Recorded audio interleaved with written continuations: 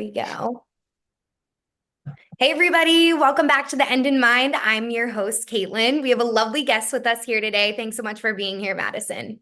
Yeah, thank you so much for being here. I am just genuinely so excited for this conversation. I already know it's going to go in a lot of fun directions. It's going to be perfect. We're launching this in the new year for all you folks listening. We are recording in 2024, but this will be launching for you all right in 2025, where we can start to talk like money mindset, setting ourselves up financially for this next year, what that looks like, how to create sustainable income. But first, Madison, can you just tell us like a little bit more about yourself, a little bit more about your backstory and how you got into money coaching?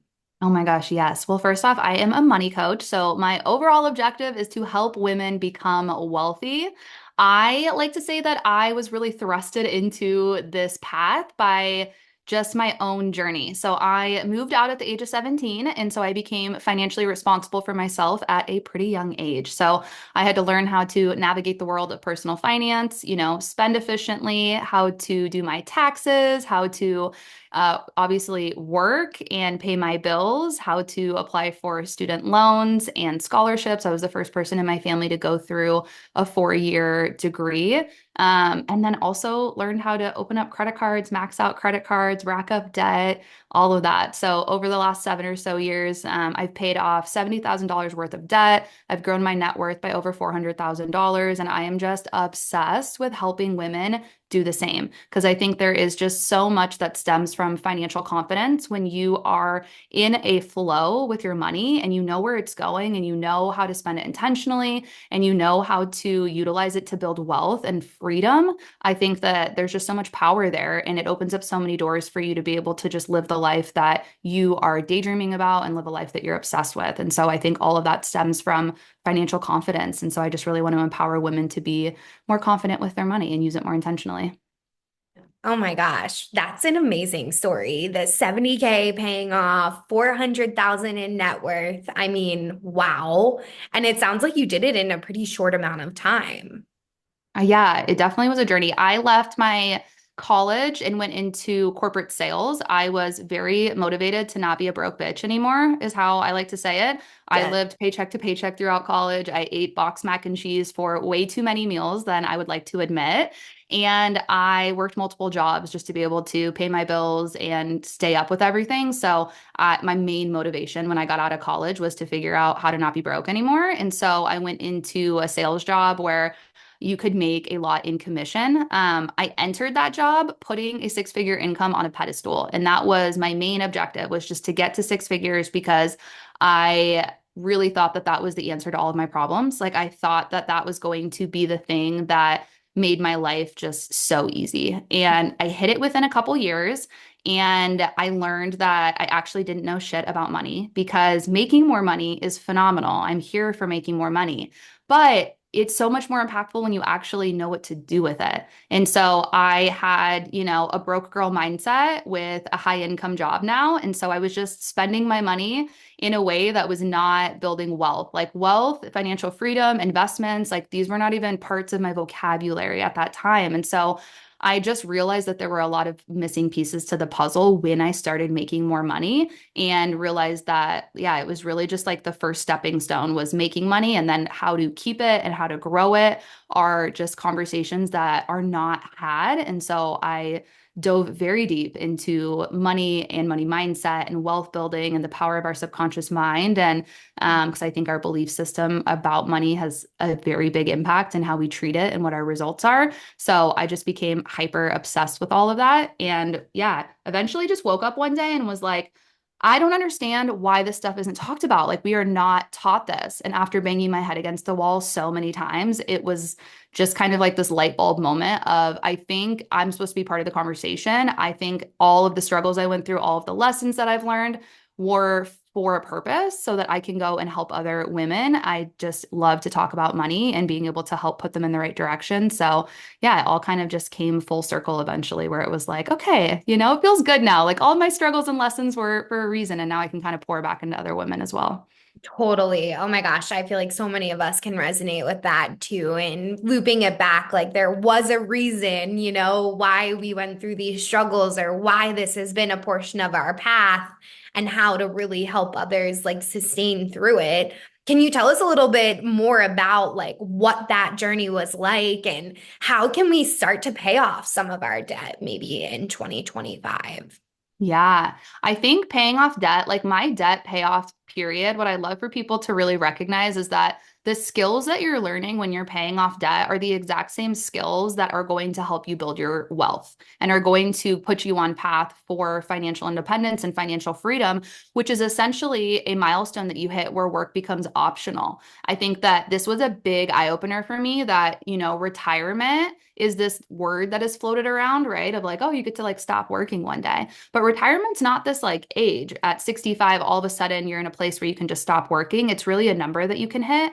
And once your investments reach a number that support your lifestyle, you become work optional. And that was very eye-opening for me. So that almost made getting out of debt feel like a smaller part of my journey, but a very intentional one. So I'd say if you're someone who is in debt, and wanting to get out of debt, first off, debt is very common, right? We live in a society where it's just like thrown at us to take out loans to go to school, to buy a home, to get a car. Like there's just so much there. And also, we live in a wildly consumeristic world where it's like buy more. And, credit card debt is something that is really, really high for a lot of people. So I just encourage you to not feel shameful about your debt, but just understand that you can change it and that your past does not dictate your future. So you would want to look at like tactical steps would be to lay out all of your debt and just face it, right? Avoiding it is something that is very easy to do. Paying minimum payments and just thinking and hoping and wishing that you're going to get there one day is very common strategy, unfortunately, that a lot of people have. So I would say list out all your debts, list out all of the interest rates, list out all of the balances. And then, there's two key strategies, either the avalanche or the snowball method that you can look at, which is essentially either paying the highest balance or paying the highest interest. I think there's a time or a place for both. But ultimately, if you want to get out of debt fastest, you want to pay off the higher interest quickly as possible. So starting with that credit card debt. And just make a plan to carve out extra money where you are just being really intentional about it. And the other thing that I would say is just to have fun with it. Like a debt has this negative word, like it's such a boogeyman thing to talk about. Set up milestones for yourself. Like when you hit certain accomplishments, celebrate, reward yourself, and just really remind yourself that the skills that you are utilizing now are so much bigger than just getting out of debt. It's really going to be a foundation that you're laying for all of your other money goals. I absolutely love that. I have never heard people talk about paying off debt as a way to also look at like building wealth. Like it makes a lot of sense as you're saying it when you're able to look at numbers and understand what they mean. Maybe if some of us are avoiding our debt, I think I know what that probably stems from, but can you share with us like what some of the subconscious beliefs are if we're avoiding our debt and how can we start to heal that part of ourselves? I love what you said about making it fun too. Like some of my clients that will share debt, I'm like, it's not that serious. It feels really serious when you're Mhm. into your eyeballs in debt. So I don't want to like invalidate people's emotions. Um, but it doesn't have to be as heavy as it feels. 100%. It doesn't have to be as heavy. My favorite tagline I like to use is make money fun again, right? Like money is supposed to be this really fun thing that allows us to live a life of freedom and options and do all of our favorite things. So money should be fun, right? And money loves to be spent. Money loves to pour into things that light you up. Like that's the purpose for it. So yeah, I think making your debt payoff journey as fun as possible, it makes it go way faster, right? Things are way more like time flies when you're having fun, right? So being able to infuse just some fun and some celebratory milestones along the way, I think are very key in getting out of debt faster and enjoying the process more.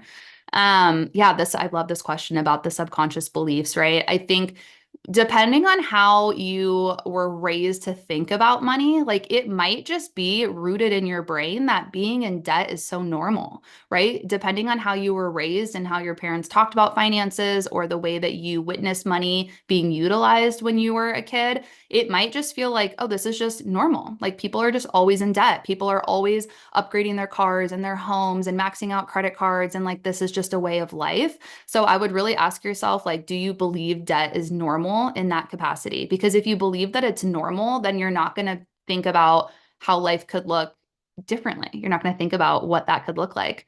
Another topic that I think unfortunately gets really rooted with money is like this idea of worthiness, right? Of like thinking that you are worthy of living a life of financial freedom, right? So many times people will just say like, oh, well, that's not meant for me, right? Or like, that's not a life I could ever live, right? Or we have this subconscious belief that people who have an abundance of money are bad, right? There's like a big, big story depicted in the media and just so much of the verbiage. I feel like when a lot of us grow up without money is that, oh, they must have been shady. They must have been scammy. They must have done something bad to have a lot of money, which I think is, there's bad people that have a lot of money. There's also bad people that are very broke. Like, I don't think those two things are correlated, right? So I think just looking at what you believe to be true about money and abundance of money and wealth, and, do you have any beliefs there that this life isn't meant for you, that rich people are different than you, that they, are just like not somebody that you could relate to or ever be. And then do you believe that you're worthy of that future? Do you believe that you are worthy of having an abundance of money in your life? Or do you kind of have this subconscious belief that you have to work hard and struggle and make all these sacrifices and you have to just be able to get by? And that's like what your life is meant to be, right? I think there's a lot of that struggling for money and just like if you're getting by, you're winning. And that doesn't have to be true. That doesn't have to be your story.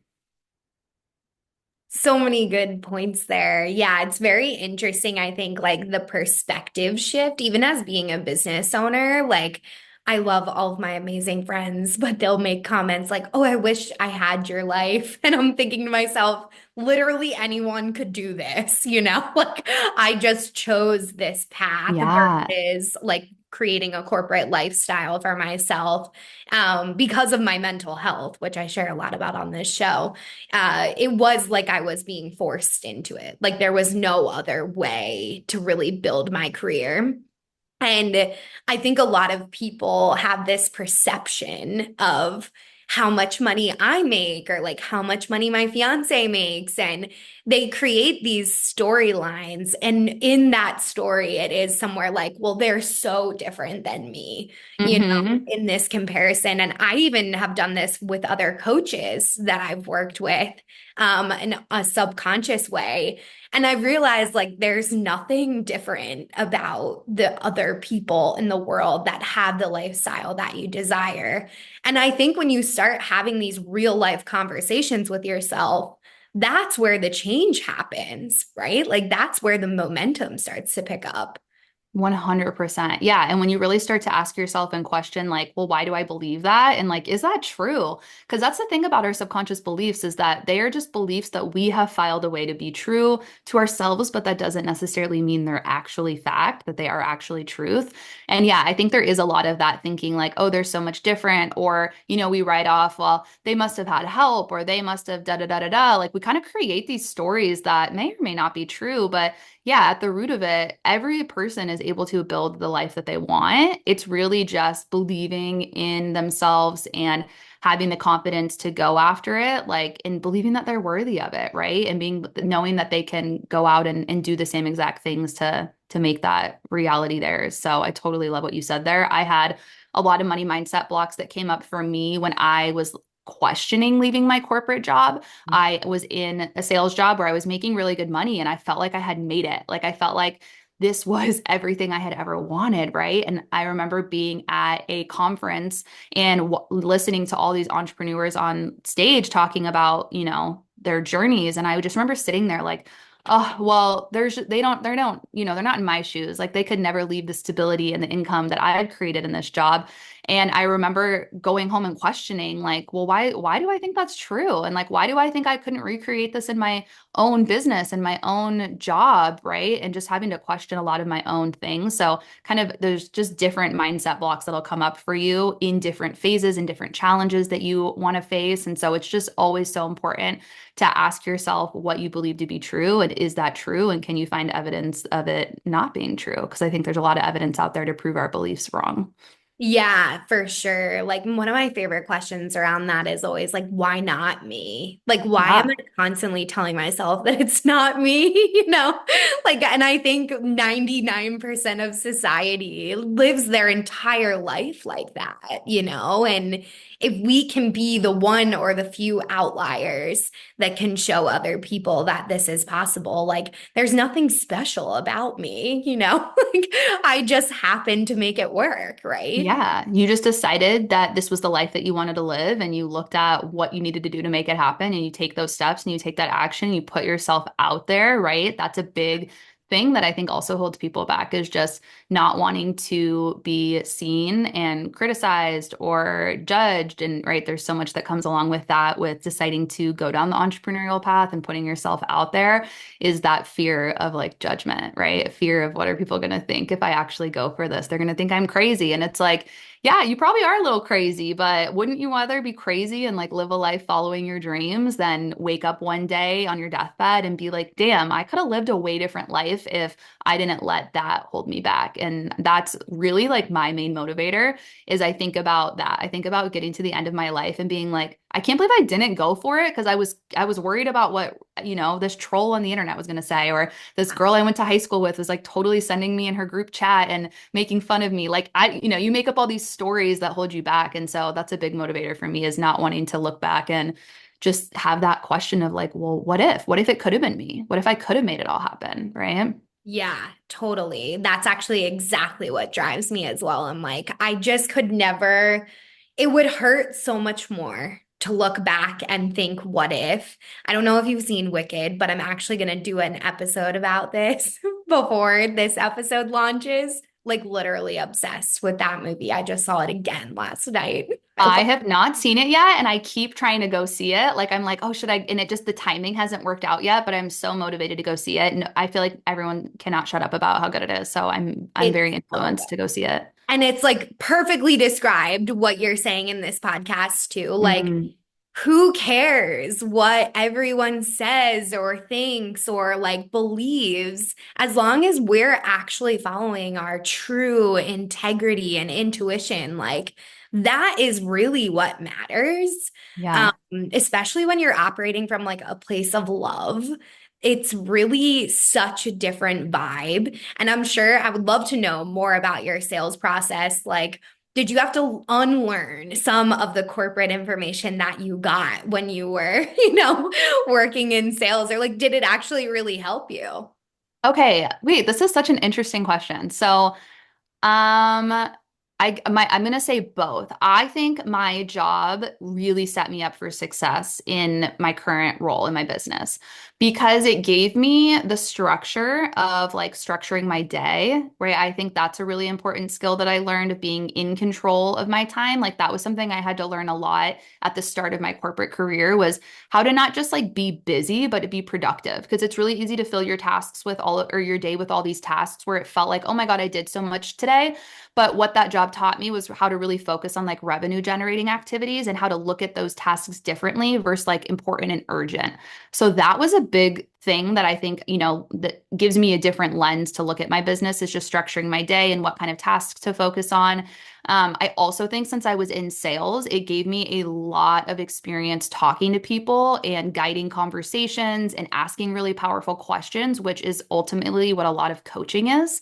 So being able to ask those open-ended questions, or those thought-provoking questions that really help my clients think about things differently and start to reflect, has been really helpful. And I wouldn't have had that skill without being in sales for so long. So that was super helpful. And then obviously just being able to like understand people's motivations. Like there's a lot of psychology in sales, and I'm obsessed with psychology. I'm obsessed with like how our brain works. And so just understanding people's motivation has been, I think that's been a benefit as well. So I'm saying, my job really set me up for success in regards to just a lot of that and the confidence as well. And I also think the other thing that it gave me was I understand that sales cycles take a while. And I understand that, to build a sustainable business, it's like laying a brick every single day. And then all of a sudden you're going to wake up and you're going to be like, oh shit, look what I built, right? It took me a while to really build that momentum in my corporate sales job. And so, I'm only in my first year full time in my business. And so I think I have the benefit of looking at it from like a longevity perspective where I'm not anticipating immediate results. I'm not anticipating to be at my dream income and revenue number in year one, right? I understand that it takes time. So from a mindset perspective, I think that really has helped as well. I think where it hasn't served me or where I've had to unlearn, and I feel like I'm still going through this, is, corporate's very professional. Like there is corporate politics and there is just like showing up very buttoned up and having your shit together, which I think is good. But where I've been almost struggling, but kind of enjoying this journey so far in entrepreneurship is getting to show up more authentically, like me and getting to say things that maybe like aren't the correct way to say things or, not having to just be so professional all the time. I feel like I'm still unlearning that. Like I still get feedback all the time that I'm just very polished and put together, which I think is just my personality, but there's like moments where I feel like I get to just show up and be myself and be a little bit more unhinged and just let people get to know me as me since I'm the face of my business now. So that would be probably the thing I'm unlearning the most, and just trying to step into is just being more like authentically myself and fun and silly and dropping cuss words because I like to cuss every once in a while and just like being myself. So I would say that's kind of the two sides of the spectrum of what the job has helped me with and has helped me need to like move through. Yeah, thank you so much for sharing that. I love what you said about like the structure and the grit that it takes to build a business. It doesn't happen overnight. And my fiance is actually in corporate sales. So I was asking more of that, like as a curiosity question, because I sell in a very different way than the way he sells. But at the end of the day, all we're doing is problem solving, right? And Yes. providing a solution to the client. So at the bones of it, it's the same. But the Yeah. way that sometimes we make the sale is very, very different? It's different. And this side's way more fun because my ideal Yeah. client is girls I love to talk to and want to work Yeah. with. And I'm talking about a topic I'm obsessed with. Whereas before, I was selling all these outcomes from like technology, right? And stuff that Yeah. was just like not necessarily my passion. So I feel like I'm way more excited. And I think it's easier to sell when I'm not trying to sell something that I don't believe in. It's like I know the power of focusing on your finances and how that can change so many assets or facets of your life. So it's just way more fun. And you get to just be a Yeah. girl, right? Where you get to just like talk to your people and have fun with it. So it's definitely way more fun on this side. That's for sure. Yay. I love to hear that. I know I'm poor thing. He's like always listening to me on the calls. Like, how did you even get somebody to like tell you that? And I'm like, because I'm just who I am. Like people just open up to me. Because when Totally. you're your warm self, like that's just what comes out. And I'm not judging them. And what you do is hold so much space for amazing women that I'm sure just are really struggling. I mean, we've all gone through money stories and money issues as being business owners. It's just kind of a part of the game at times. Honestly, sometimes it's 100%. just life. Like you have to kind of move out all of the blocks to get to where you want to go. So thanks so much for sharing that. Is there anything else that you'd like to share with us before you can tell everybody how to get in contact with you or any offers that you may have coming up in 2025? I would just say, like, focusing on your finances is something that bleeds into every aspect of your life. And that's always what I want people to understand that financial confidence bleeds into personal confidence of you being able to, dream bigger and be bolder. And I think it's, sometimes just an afterthought. Like it's this thing that we know we need to prioritize. Like we should be, focusing on getting out of debt. We should be focusing on retirement or starting to invest or, improving all of that stuff.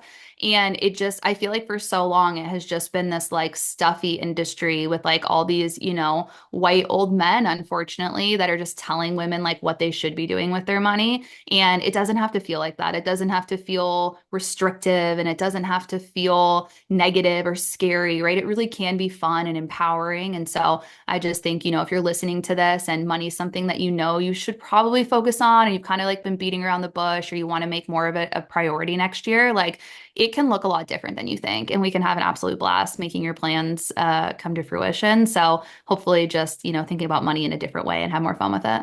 Yeah, oh my gosh, that sounds amazing. Like, honestly, I think everyone could benefit from this, especially a lot of my listeners know this. Like, when I was younger, my dad passed away and I fell into investing because I was the inheritance of like his entire estate. So Mm. I had to overnight learn like what a stock is. Like, I'm 15 years old and they're asking me what to trade and sell. Um, Whoa. yeah, it was pretty intense, but it taught me so much. And that's what I believe actually has helped me become like a successful business owner, since I had to learn it so young. So I really appreciate your input and how you're able to level the playing field and, really help women like step up into this power because it's not hard. Once you know how to do it, it's actually really easy and it can be super fun. Yeah, 100%. That is a lot of pressure for you to deal with at a young age too. But like you Yeah. said, laid such a good foundation, and I bet probably give you a lot of confidence to go in and, build this business of yours. And when you understand how money works, you can take on more risk and all of that. So I think that's a really cool part of your journey. And I have so many questions. So we will have to dive into that later because I Yeah, want to hear more yay. about Maybe that. on your push podcast, right? Yes, Can you tell us absolutely. where your show is, where we can listen, and then also how everybody can get in touch with you too? Because I know they'll be chomping at the bit to reach out to you. Yeah, absolutely. So my podcast is called Busy Getting Better, and we will absolutely be seeing you on there soon because we need to hear this story. It is all around just being unapologetic about your own personal growth. So it's personal development, mindset shifts, money tips, everything you need to go out, be bold, and build your dream life.